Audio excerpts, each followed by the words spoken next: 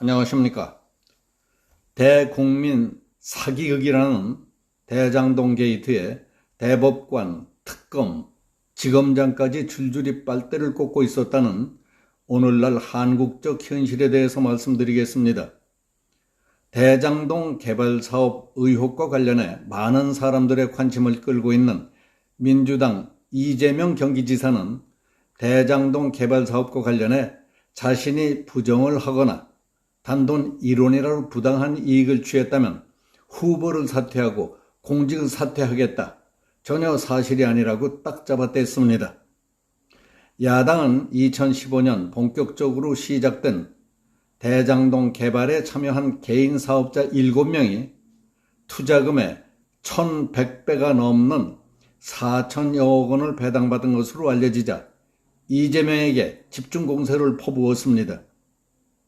국민의힘은 당시 성남시장이었던 이 지사를 상대로 사업 선정 과정 등에 대해 해명을 압박하면서 이 지사와 민주당은 특검을 수용해야 한다고 강력히 주장하고 있습니다. 이 지사는 19일 어제 오후 광주 MBC 주관으로 진행된 민주당 대선 경선 광주 전남북 방송토론회에서 화천대유는 대박이 나고 국민은 독박을 쓴 구조에 대해 당시 정책 책임자였던 성남시장으로서 사과할 의향이 없느냐고 하는 박용진 의원의 질문에 대해 제가 부정을 하거나 단돈 1원이라도 부당한 이익을 취했다면 후보를 사퇴하고 공직도 사퇴하겠다고 답변했습니다. 이 지사는 특혜 의혹은 전혀 사실이 아니다. 제가 당시 제도에 없는 방식을 동원해서 성남 시민이 대박나게 된 것이라며 이 사건은 국민의힘 전신인 한나라당 게이트라고 했습니다.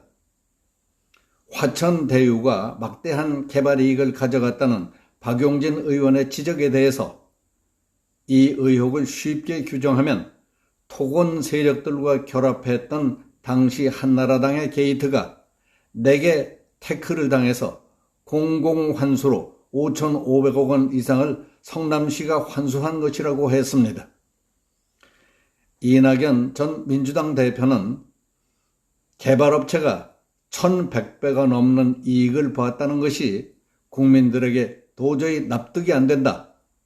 소수의 민간업자들이 1,100배의 이익을 얻었다는 것은 설계가 잘못된 것이냐 아니면 원래 설계에 포함되어 있던 것이냐고 물었습니다.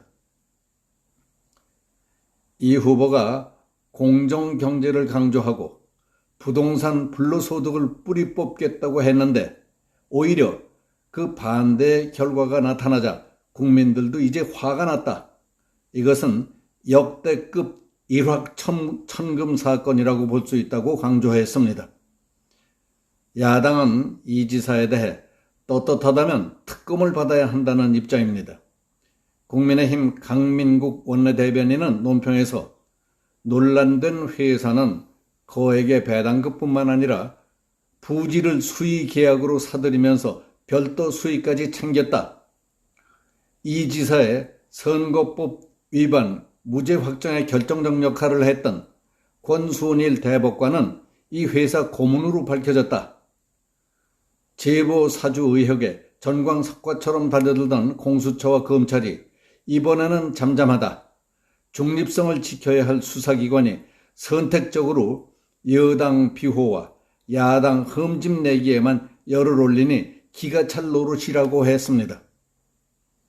국민의힘 경선주자인 최재형 전 감사원장은 로펌이 아닌 자산관리 전문인 화천대유가 법인 구성을 하면서 최고의 법률가 다수를 고문으로 영입하는 데 집중했다면 거기에는 반드시 법률적 보완이 요구되는 사항과 이유가 있었을 것이다.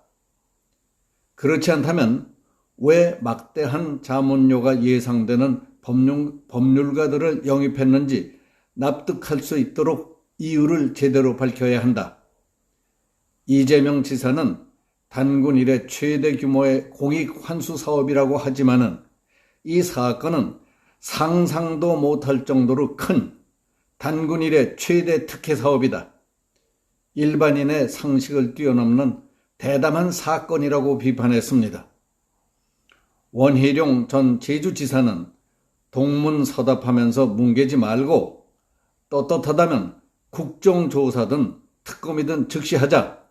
툭하면 고소고발을 남발해오던 이 후보가 대장동 의혹에 대해서는 말싸움만 하고 있으니 매우 어색하다고 했습니다. 하태경 의원은 대장동 게이트의 본질은 이재명 후보의 대국민 사기극이다. 그리고 야당 게이트라면 반격에 나선 데 대해 이쯤 되면 소시오패스급 사기꾼이라고 했습니다. 홍준표 의원은 중국 제왕학에 얼굴 두껍고 마음이 시커매야 제왕이 될 수 있다는 후훅학이 있는데 이재명 후보가 대장동 개발 비리에 대응하는 태도나 여배우와의 무상연애에 대응하는 태도를 보면 중국의 후훅학을 보는 느낌이라고 했습니다. 대장동 게이트가 얼마나 엄청난 것이냐 하는 것은 그 사업 시행사인 화천대유 고문직에는 대부분 과거 이재명 사건과 관련이 있었던 인물들, 권순일 전 대법관, 박영수 전 특검, 강찬우 전 지검장 등의 이름이 올라 있었다는 점만 봐도 짐작할 수 있습니다.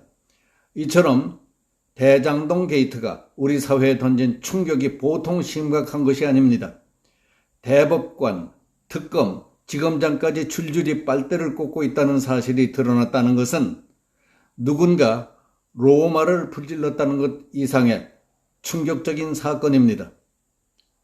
이 나라 정치와 선거판의 저질 일변도와 개판, 거기서 파급돼가는 부패와 타락상은 이성과 자부심, 양심으로 법 질서를 지키는 사람들로만 믿고 있던 법원, 검찰 엘리트들까지 뒷구멍으로는 재판을 거래하는 쓰레기들, 아니 사람 탈을 쓴 벌레들에 불과했다는 사실을 알려줬습니다.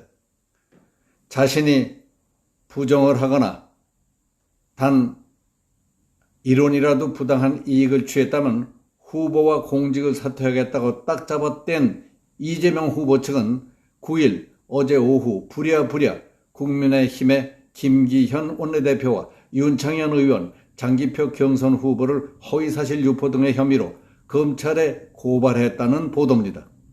오래전에 유행했던 노래처럼 요즘 세상은 참 요지경 속입니다.